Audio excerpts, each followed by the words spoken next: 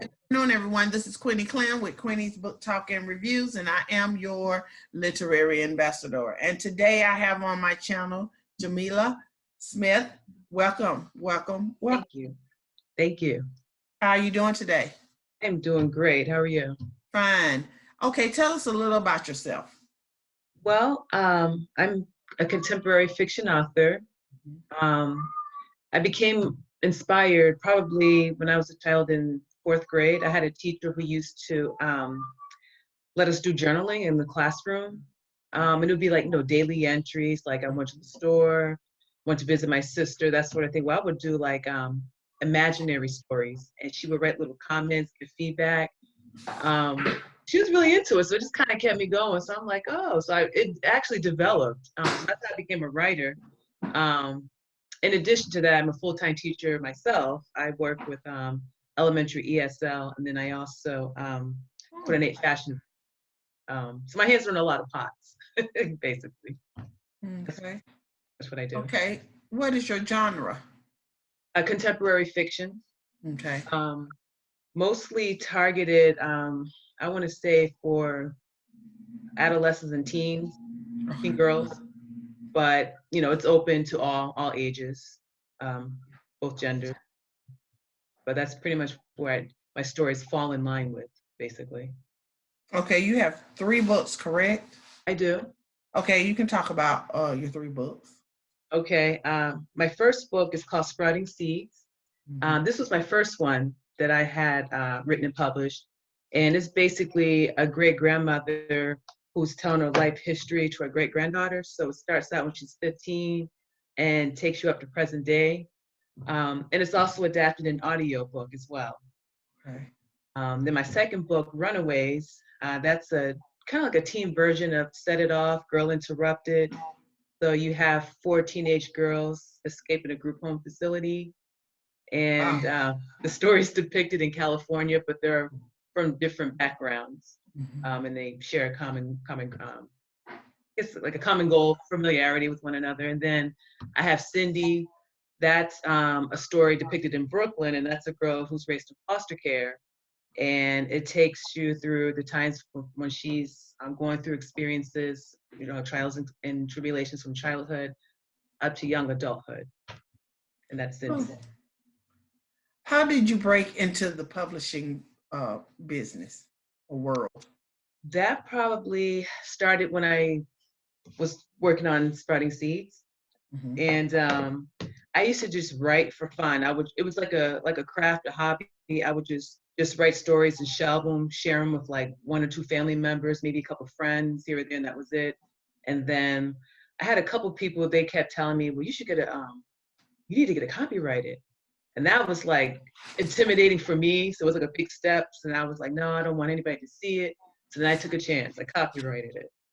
Then I was told, you need to publish it. And I said, no, I don't want to do that.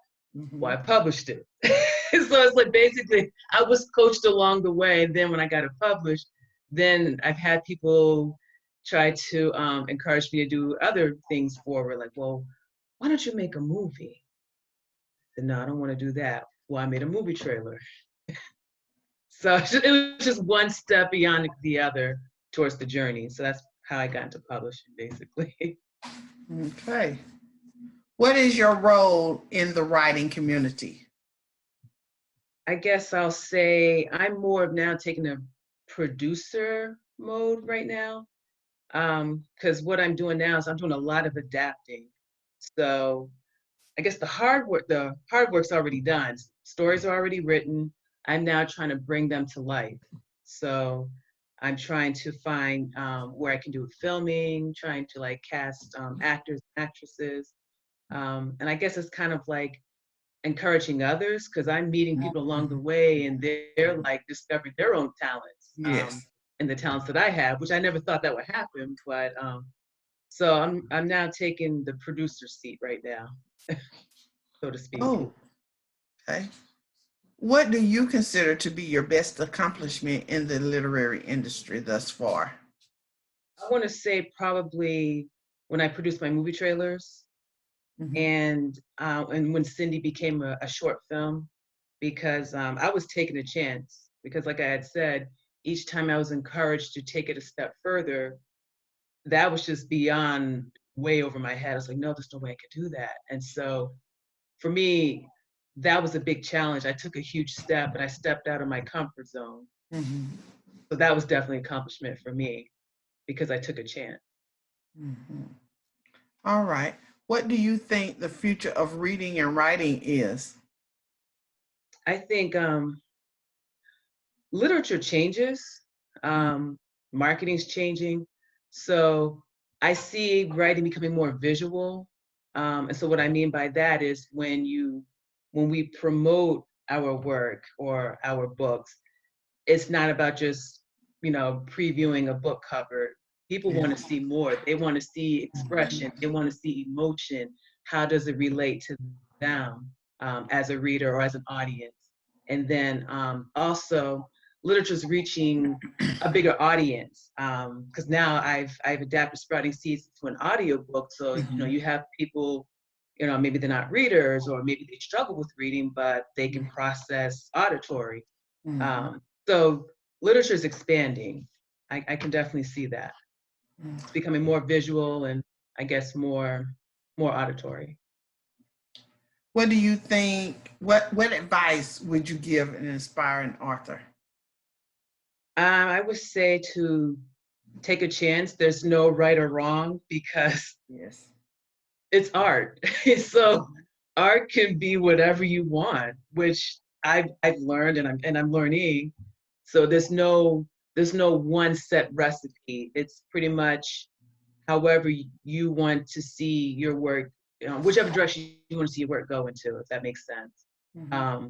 There's no one set way because what may work for one person may not work for you and vice versa. Yes. So it's okay to explore and to tap into other components of art because either way, it's all related.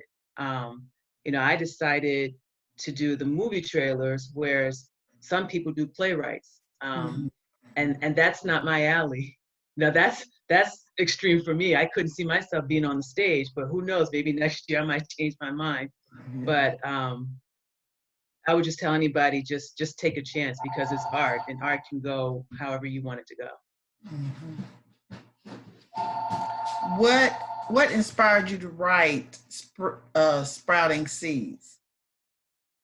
I used to be in AmeriCorps years ago, which is kind of like a domestic version of Peace Corps. So instead of Mm-hmm. going overseas to teach or do volunteer or community work, you can do it domestic, Mm-hmm. the domestic version of Peace Corps. So I used to work in an after school program. And I remember at that time, I was working on my story Runaways because I kind of went on a backwards approach. I started with Runaways, I put it aside, started Sprouting Seeds, finished that all the way to the end, put that aside, came back to Runaways, and then I worked on Cindy. So I kind of went out of sequence. But when I was doing AmeriCorps, we had to go to a training for after school teachers. Mm-hmm. And so our facilitator read a story. It was called Chicken Sunday. I can't remember who the author was, but it was basically about the writer. She was sharing her experiences from when she was a child, how she would spend chicken. She called it Chicken Sunday, but spend Sunday afternoons with her grandmother. So I think her grandmother lived out in the country. She would go visit in the summer, Mm-hmm. and it was like a big family thing. They would prepare the chicken and make this big dinner and so forth. So as I was sitting listening to the story, and again, this was to train us how to keep students entertained when they come home from Mm-hmm. school, being hyperactive, that sort of thing. Hey, engage them in circle time. I was on to the story. Everybody else came for training as an educator. Well, I was intrigued with the story, and I said, Mm-hmm. I like this story. I want to be like the grandmother when I get older. And so I created my character in Sprouting Seeds. Her name was Cora. I created Cora, and as soon as I came home from that training, I dove into that story, and I made it my life for 3 months until I came to completion of Sprouting Seeds. So that's what inspired me. Okay. How did you come up with the titles and the covers of your books? I came up with the title Sprouting Seeds because I see it as a generation story, you know, how a tree has to grow, it has to Mhm. flourish.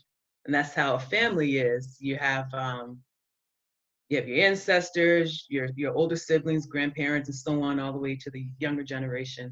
Um, so I just kind of created that title on my own. I don't know. I guess it just came to me. I didn't just sit and weigh it out like, I wonder what I'm gonna think. It just came to me. Mhm. Um, Mhm. and then when I created my book cover, I already had envisioned a great grandmother sitting on a front porch, big open field, with the great granddaughter sitting next to her in a rocking chair or on the floor, breaking up Mhm. uncooked green beans. So I had this envision, but I couldn't find it. But then when I found it through the publisher, and we were brainstorming how to put images together, you know, photo manipulation, I was like, that is exactly how I found it. And when I did my first book trailer for Sprouting Seeds, because I used to do book trailers, and now I do movie trailers, and there's a difference.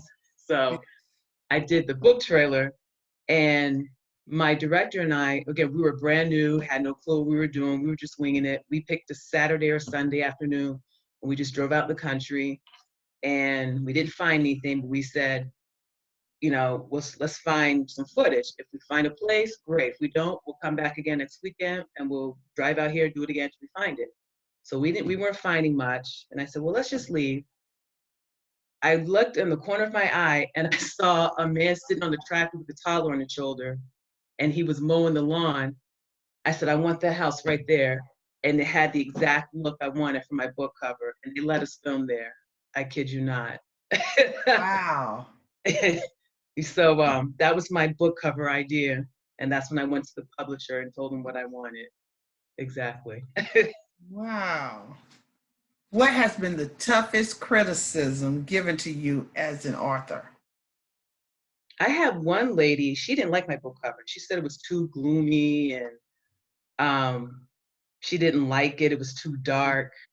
And then I noticed she was getting off task when we were trying to have the book club discussion. So that made me feel kind of uneasy.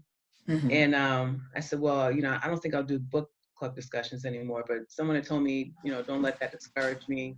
So um, instead, that's when I created my book covers for my other books. When I did Runaways, it has a butterfly on it, and that's symbolic of the girls trying to flee away, trying to Right. break. Yes. Yes. Butterflies is roaming. And I had my sister help me with that, with the colors. Mhm. And that's on my website as well. And then with Cindy, for that book cover, I was picturing different phases of her life. So I wanted people to see Cindy when she was at a certain age in her teens, and what did she look like during her adolescence and all the way to her adulthood. Um, so I guess these are maybe visions I take in mind, and just really I try to make them flourish basically. So Okay. When did you first realize you wanted to be an author? probably when my teacher inspired me, when she used to have us do journaling. Mhm. And I think it was quiet time for her really, because it was early in the morning every day. We would write. It felt like forever. I don't know, it might have been 20 minutes, but it felt like it was an hour. And I was loving it. I would just sit down, stare at my notebook. I'm like, what am I gonna write? And I was loving it. And she really enjoyed it. The little feedback and the comments she gave me. And I was like, okay, I want to be a writer. Because she taught us, like, whenever we were having a bad day, if we were upset, she said, it's good to write. I want you to write in journal. And so again, this might have been therapy for her, because the classroom was always quiet and she would be writing when we had journal time. But it kind of, I think that's what got me geared into the literary arts. Um, and that was fun for me. Everybody else they didn't enjoy it, whereas it was enjoyable for me. It was relaxation time. It was like the best part of school for me, basically, because I got to write my What's the best way to market your books? every way you can. um, I've learned it's good to have visuals. So, you know, video media, such as like maybe trailers, maybe a short film, um, definitely, or if you want to do an infomercial. Mhm. And then also maybe if you want to have like go to book fairs or events, and maybe you can talk about your book. But I think the visuals are better. Um, People like visuals more. It's more entertaining. You know, people are gonna pay to go see a movie or Netflix as opposed to sitting reading a page or two. You know, they want to see the words come to life, and that's what I've learned. What is your motivation to write? I think my motivation is when I get the feedback and when I see how my stories come to life. Because when I first did Runaways, we did the book trailer in Runaways, and that was very emotional for me. I almost teared up because to see the girls play my characters, and you know everybody else who was on the set, they're just like, oh, these are just 4 teenagers, they're hanging out. But I saw them as these are my characters, and I was looking at them interact with each other as they were acting, when they were not acting. I thought like, wow, this is real. And then when I made my movie trailer, I really almost shed tears because we the way I had mapped out the script, we finished it and followed it to the T, and that was like watching my baby grow. It really was. I had tears of happiness, definitely. Wow. Do you have any literary events planned in the next couple of months? I will be going to a couple book fairs. I want to say probably in March, and they're all, you know, all these events, they pop up throughout the year. So I know I want to go to one in Indianapolis, and then there's one coming up in April in Columbus, the Bridges Book Club. So I definitely will be there. I think it's going to be a tradition now. This is like the second year that she's having this. So I'm definitely going to have my hand in that pot every year. And as more events come up, then I'll just tap into those as well. If you could collaborate with anybody, who would it be? I want to say maybe, obviously Tyler Perry. Everybody wants to link up with him. Maybe Alice Walker, because she's been out there a long time. She knows the ropes and, you know, what works, what doesn't. She's been there since the 80s. She's still there. So she's watched it change. So I would say she's definitely got the wisdom and experience. And really any newcoming producers that are doing independent film as well. Because now, I mean, you can just go on Netflix and see who's, you know, doing their own independent projects. So I think I would like to just meet those who have history, like Alice Walker, Tyler Perry, and then the new coming ones as well. Because I think either way, we all could learn from each other. Yeah. How can readers get in touch with you? They can go to my website, and that's www.jamiladsmith.weebly.com. And I can get my card so they can see, because everything needs to be visual. Yes. So this is my website. I don't know if you can see it okay. Yes, yes. Okay, so that's my website. Up a little bit. Do I bring it closer? Or? Up. Oh, up. A little bit. Yes, yes. Now. Okay, okay. Good, good. I like that. And then on the back, because I actually have 2 websites. I have my modeling website, JDS Models, and then my website for the books. Books, okay. But they can click on either link and be able to have access to either or. And you have talked about your book trailers. Where can they find the book trailers and the movie trailers? The book trailers and movie trailers can be found on my website, and they're also on YouTube as well. You can just type in Runaways trailer, Jamila D. Smith, or Cindy, Jamila D. Smith, and that's spelled CYNDI, and Sprouting Seeds. So pretty much any of my titles with my name behind it, Jamila D. Smith, it should pop up on YouTube or Google. Okay. Is there anything else you would like to add before we close? I also coordinate fashion events. Oh. So I have a show coming up on May 16th. It's a Saturday. It's called Springing into Summer. Mhm. And I have a flyer. So I don't know if you can see this okay. Yes. Okay. It's called Springing into Summer. We're going to be introducing spring and summer wear, highlighting career success. And so my models are, we're like a mixed bag. They're ranging from ages 12 to 47. The event's free, the admission is free, and it's open to the community. So all ages accepted, 0 to 65 plus. We'll have lots of vendors. And it's pretty much just a safe place where people can come and interact and socialize, maybe network with each other. Mhm. And this is something that I do in addition to my full-time job. So I teach, I also do producing, and then I also, since last summer, decided to start doing fashion events. My hands they're pretty much in a lot of pots, but it's work, but I don't see it as work because it's fun.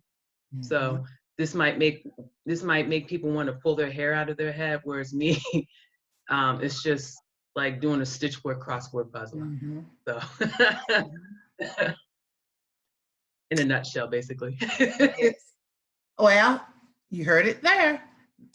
This is Queenie Clem with Queenie's Book Talk and Reviews. Happy reading. Bye, y'all. And thank you. Thank you so much.